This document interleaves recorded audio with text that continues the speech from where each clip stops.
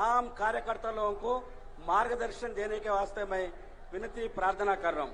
भारत माता की, भारत माता की, नरेंद्र मोदी गारी नायकत्व, नरेंद्र मोदी गारी नायकत्व। नमस्कार। भारत माता की, भारत माता की।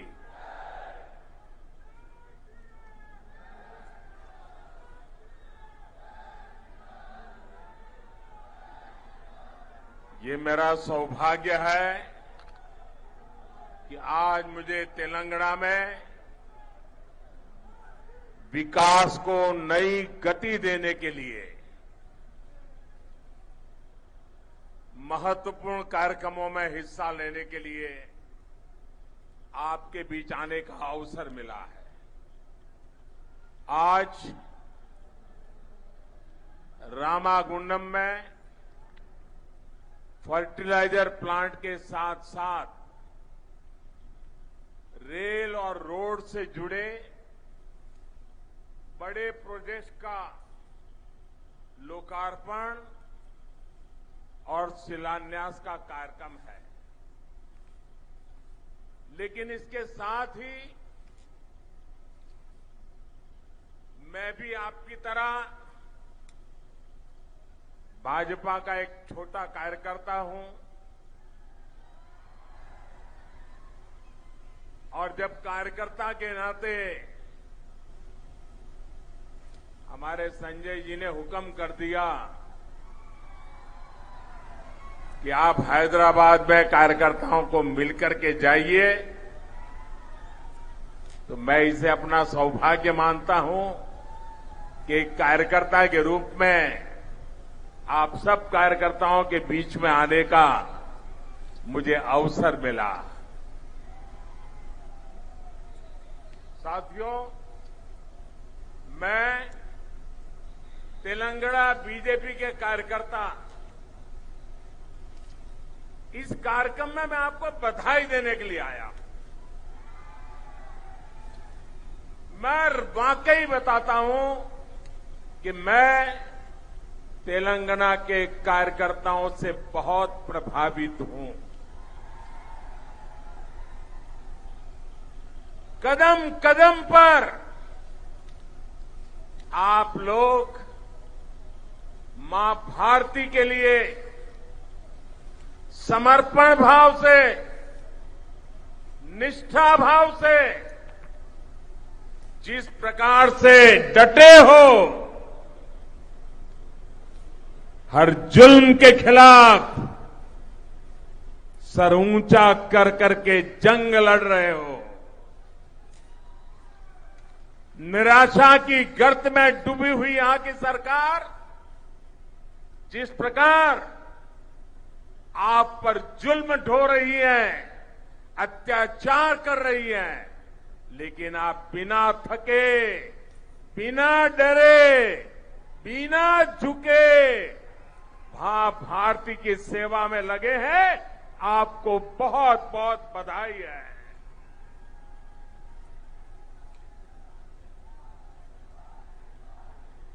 भाइयों बहनों,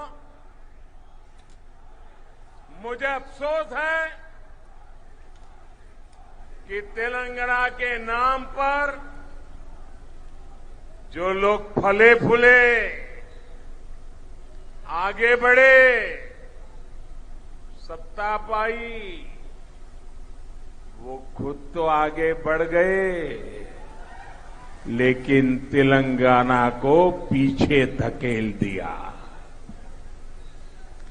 तेलंगाना का जो सामर्थ्य है,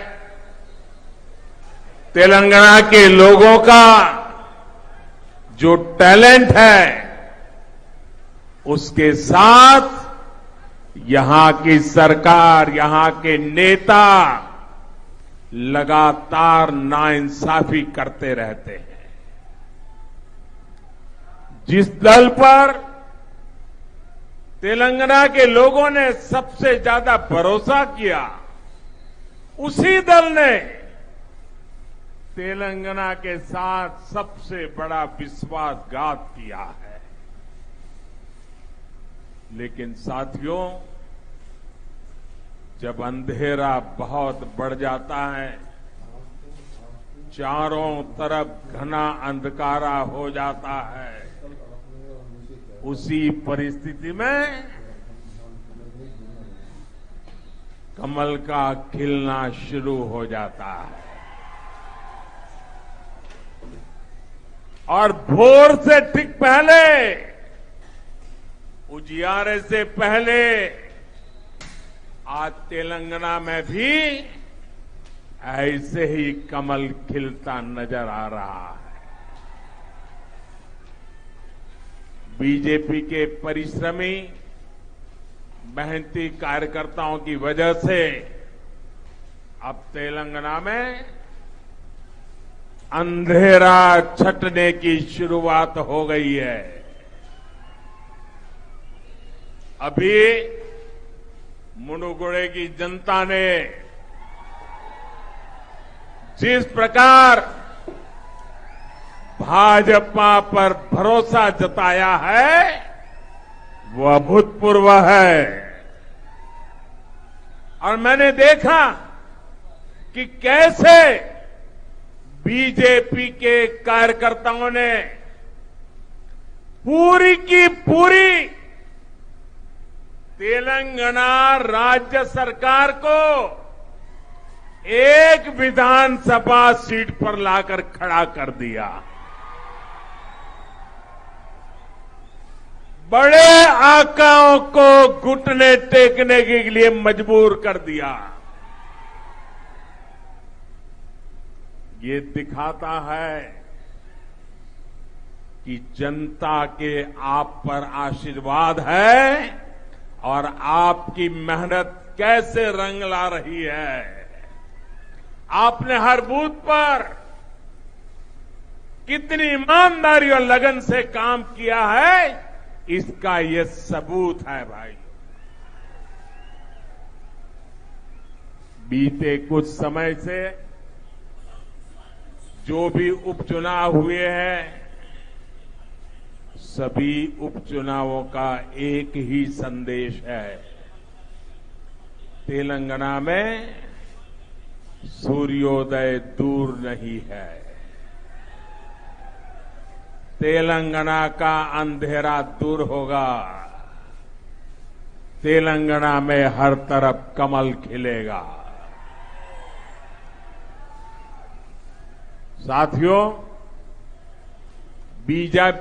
बीजेपी का तेलंगाना के साथ बहुत पुराना और गहरा नाता रहा है।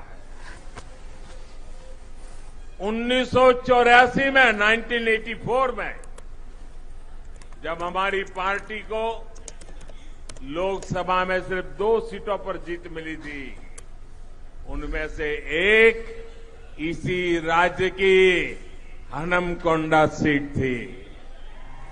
हमारे जंगा रेड्डी जी जीत करके आए थे। तेलंगाना के लोगों ने सबसे मुश्किल समय में, जब हमारे बहुत बुरे दिन थे, तब भी तेलंगाना ने हमारा साथ नहीं छोड़ा था। तब तेलंगाना के कार्यकर्ताओं ने जो तब किया, उसी के कारण आज बीजेपी लोकसभा में 300 से अधिक सीटों की पार्टी है। आज तेलंगाना की जनता बीजेपी को तेलंगाना की सबसे बड़ी पार्टी बनाने के लिए भी मन बना चुकी है। साथियों, 21वीं सदी का भारत अपनी विरासत को संजोते हुए, आधुनिकता को अपनाते हुए तेज गति से आगे बढ़ रहा है। ये शहर तो इंफॉर्मेशन टेक्नोलॉजी का किला है, किला। जब मैं देखता हूं कि इस आधुनिक शहर में अंधविश्वास को बढ़ावा दिया जा रहा है तो बहुत दुख होता है। ऐसा लग रहा है कि तेलंगाना की सरकार ने अंधविश्वास को राज्याश्रय दिया हुआ है। यहां तेलंगाना में अंधविश्वास के नाम से क्या क्या हो रहा है, ये पूरे देश के लोगों को जानना चाहिए।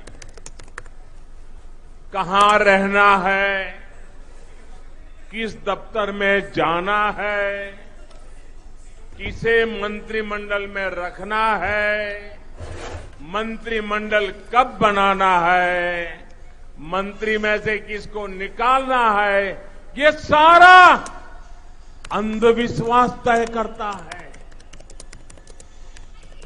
तेलंगाना का विकास करना है, उसे पिछड़ेपन से निकालना है, तो हमें सबसे पहले यहां से हर तरह के अंधविश्वास को दूर करना होगा भाइयों। आज मैं देख रहा हूं तेलंगाना में सुशासन और तेज विकास की आकांक्षा कितनी प्रबल है। अब तेलंगाना के लोग एक परिवार के बजाय तेलंगाना के हर परिवार के लिए काम करने वाली सरकार चाहते हैं, भाजपा की सरकार चाहते हैं। तेलंगाना की जनता फैमिली फर्स्ट के बजाय पीपल फर्स्ट की राजनीति चाहती है। साथियों, इस बार लाल किले से मैंने आह्वान किया है कि भ्रष्टाचार और परिवारवाद, ये विकास के, लोकतंत्र के, सामाजिक न्याय के सबसे बड़े दुश्मन है। आज मैं तेलंगाना में भ्रष्टाचार और परिवाद के विरुद्ध जो जनाक्रोश है, जनता जनार्दन में जो गुस्सा है, नौजवानों में जो गुस्सा है, वो आज हिंदुस्तान देख रहा है। और मैं आज तेलंगाना की जनता को आश्वस्त करता हूं, मैं आज तेलंगाना की जनता को आश्वस्त करता हूं, गरीब के लूटने वालों को, गरीब को लूटने वालों को छोड़ा नहीं जाएगा।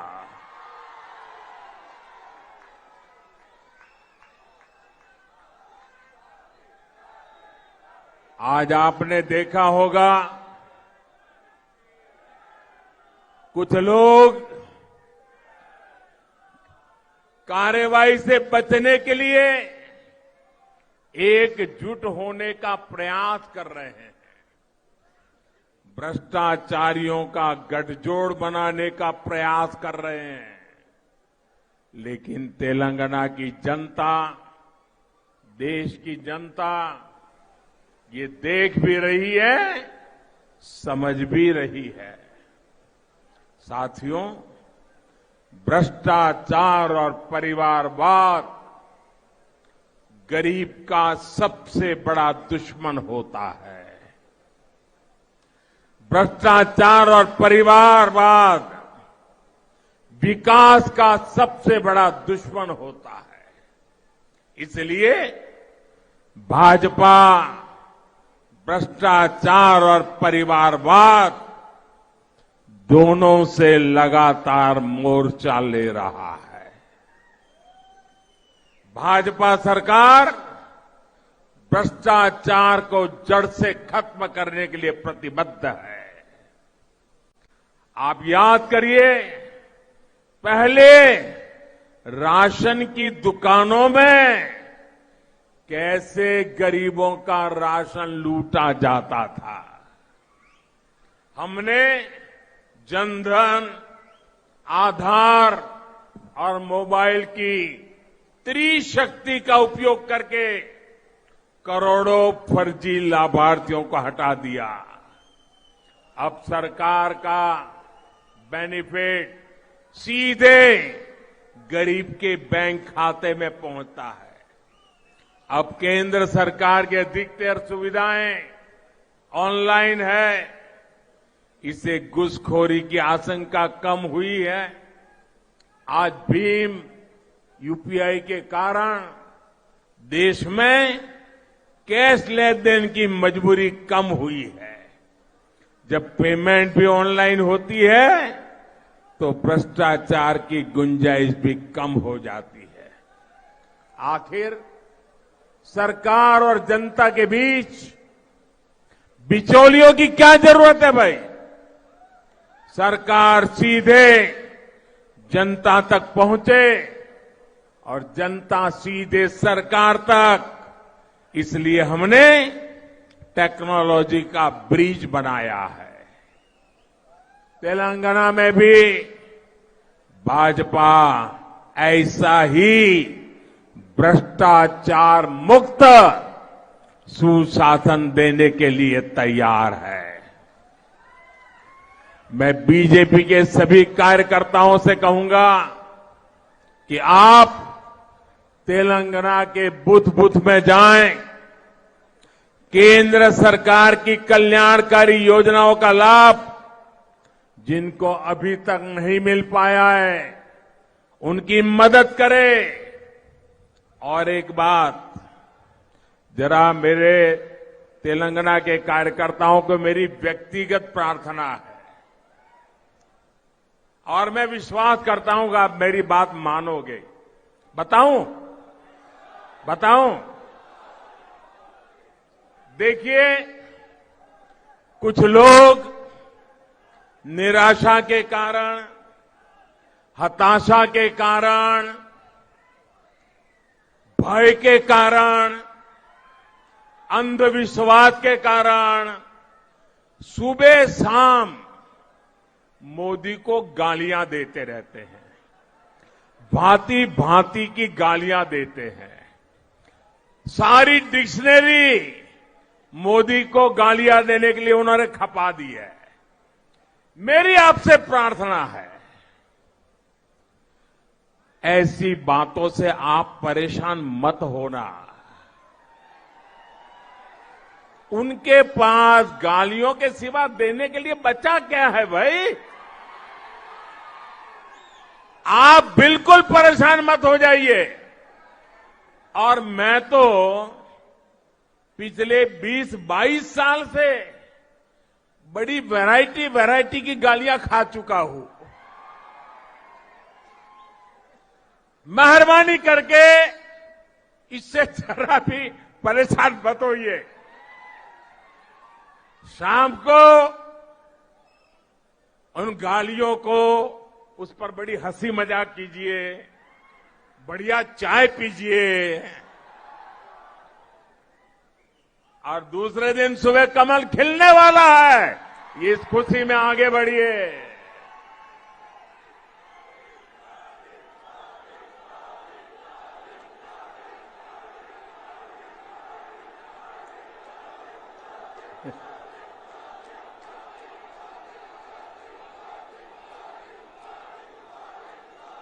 तो दोस्तों, आप मुझे बताइए, अब ये गालियों से आप परेशान नहीं होंगे ना? बिल्कुल नहीं होंगे ना? शाबाश। अरे सीना चौड़ा करके चलिए दोस्तों। देखिए, हमें याद रखना है, राजनीति सामान्य मानवी की सेवा करने और उनकी समस्या सुलझाने का माध्यम है। इसलिए राजनीति में हमारा एजेंडा, हमारा मकसद हमेशा सकारात्मक होना चाहिए, सेवा भाव से भरा होना चाहिए। लेकिन यहां तेलंगाना में जिन लोगों को सत्ता मिली, उनका सारा ध्यान मोदी को गाली देने और भाजपा को कोसने में लगा रहता है। मुझे कभी कभी लोग पूछते हैं कि मोदी जी आप थकते नहीं हो? अब कल मैं दिल्ली में था सुबह, फिर कर्नाटका में, फिर तमिलनाडु में, फिर रात को आंध्र में और अभी तेलंगाना में। तो लोग मुझे पूछते हैं थकते नहीं हो? तो मैंने उनको समझाया, देखो भाई, मैं डेली 2 किलो, 2.5 किलो, 3 किलो गाली खाता हूं।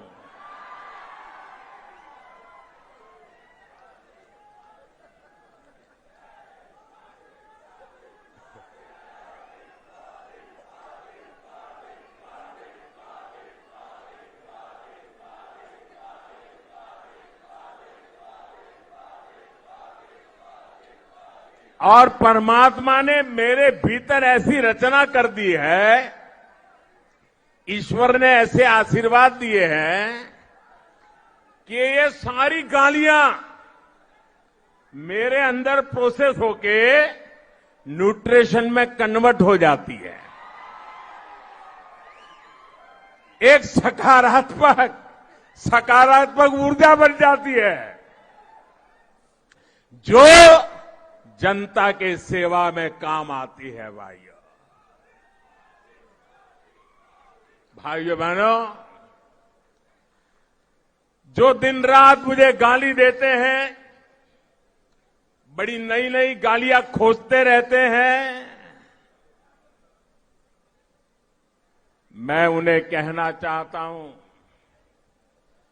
अगर आप मोदी को कितनी ही गालियां दीजिए, हम हजम कर जाएंगे।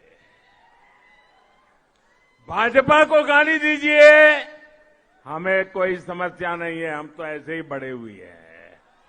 लेकिन अगर तेलंगाना के लोगों को गाली दी तो लेने के देने पड़ जाएंगे।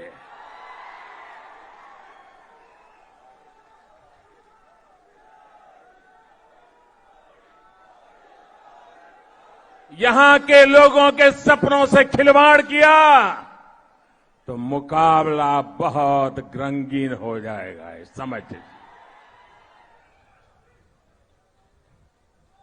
भाइयों बहनों, मोदी और भाजपा को गाली देने से अगर तेलंगाना का भला होता है तो देते रहिए। अगर यहां के लोगों की सुख सुविधा बढ़ती है, देते रहिए। ईज ऑफ लिविंग होता है, देते रहिए। मोदी और भाजपा को गाली देकर अगर तेलंगाना के किसान समृद्ध होते हैं तो जरूर दीजिए गाली। आज तेलंगाना के किसानों की स्थिति किसी से छिपी नहीं है। आप खुद इस बात के साक्षी है कि यहां के हल्दी किसानों को सरकार ने किस हाल छोड़ दिया है। आप इस बात के साक्षी है कि यहां विकास के रास्ते में किस तरह लगातार रोड़े अटकाए जा रहे हैं। मैं आज तेलंगाना के लोगों को भरोसा देना चाहता हूं, भाजपा तेलंगाना में पॉजिटिव एजेंडा के साथ आ रही है।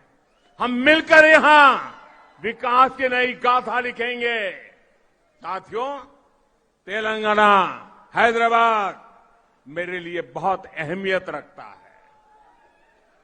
2013 में मैं नव भारत युवा भेरी उसमें शामिल होने आया था।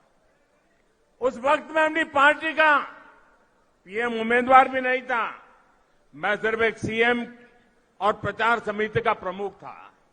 लेकिन जो स्नेह आप लोगों ने मुझे दिया, हैदराबाद ने दिया, तेलंगाना ने दिया, वो हिंदुस्तान के लिए ये टर्निंग पॉइंट बन गया था और मैं कभी आपके उस प्यार को भूल नहीं सकता हूं और मैं आपके इस प्यार को ब्याज समेत लौटाता रहता हूं, लौटाता रहूंगा, विकास करके लौटाता रहूंगा भाइयों।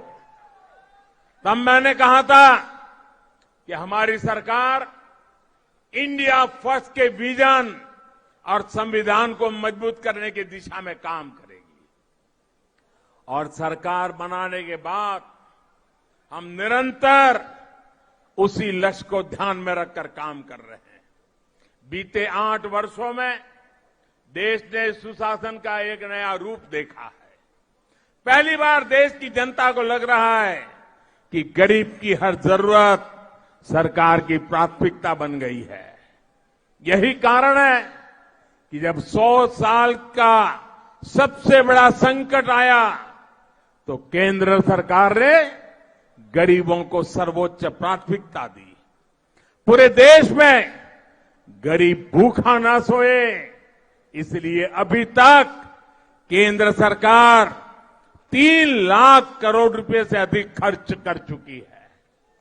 इससे तेलंगाना के भी लगभग 2 करोड़ साथियों को मुफ्त राशन मिल रहा है। गरीब के जीवन की सुरक्षा हो इसलिए हजारों करोड़ रुपए खर्च करके हमने मुफ्त वैक्सीन उपलब्ध कराई। केंद्र सरकार हर लाभार्थी तक पहुंचने की अप्रोच के साथ काम कर रही है, सैचुरेशन के लिए प्रतिबद्ध है। लेकिन आप ये भी जानते हैं कि तेलंगाना में यहां की सरकार को गरीब के लिए होने वाले विकास कार्यों में परेशानी है। केंद्र सरकार की सारी कोशिशों के बावजूद यहां की सरकार ने पीएम आवास योजना के घर बनाने में रोड़े अटका दिए। देश भर में पीएम आवास योजना के 3 करोड़ घर गरीबों को बनाकर हम दे चुके हैं। उनके सिर पर पक्की छत हो गई है, लेकिन तेलंगाना के गरीबों से ये सुख भी यहां की सरकार ने छीन लिया। कहां ये लोग 2 BHK फ्लैट देने वाले थे, कहां पीएम आवास के घर भी नहीं बनने दिए। मैं जानता हूं तेलंगाना के लोग इस अपराध को कभी माफ नहीं करेंगे। साथियों, आज तेलंगाना पॉजिटिविटी चाहता है, प्रोग्रेस चाहता है, वो सिर्फ और सिर्फ भाजपा दे सकती है। तेलंगाना के लोग ये समझ रहे हैं, इसलिए यहां बीजेपी का जनाधार लगातार बढ़ रहा है। और आज जो तेलंगाना में सबको दिख रहा है, ये बीते 8 वर्षों में पूरे देश का ट्रेंड है। त्रिपुरा में बीजेपी की गिनती नहीं होती थी। हमारे कार्यकर्ताओं ने संघर्ष किया, जनता के मुद्दों को उठाया, आज वहां बीजेपी की मजबूत सरकार है। इसी तरह असम, अरुणाचल प्रदेश, हरियाणा, इन सभी राज्यों में हम लोगों की सेवा में लगे रहे और जनता जनार्दन ने हमें भरपूर आशीर्वाद दिया। अब तो बीजेपी की सरकारें जहां एक बार बन जाती है, वहां बार बार बीजेपी सरकार बन रही है। भाइयों बहनों, बीजेपी के प्रति ये विश्वास सुशासन के कारण है। वो सुशासन जिसके मूल में सबका साथ, सबका विकास, सबका विश्वास और सबका प्रयास का प्रण है। बीजेपी वो पार्टी है जो युवाओं की पार्टी है, गरीब के हित में सरकार चलाती है।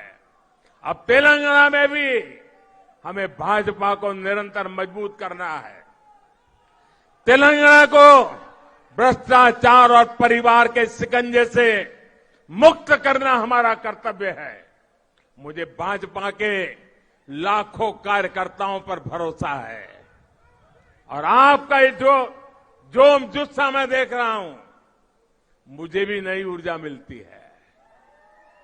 मैं फिर एक बार आपको बहुत बहुत बधाई देता हूं। बहुत बहुत शुभकामनाएं देता हूं और आपकी निष्ठा को नमन करते हुए मेरे साथ बोलिए भारत माता की, भारत माता की, भारत माता की।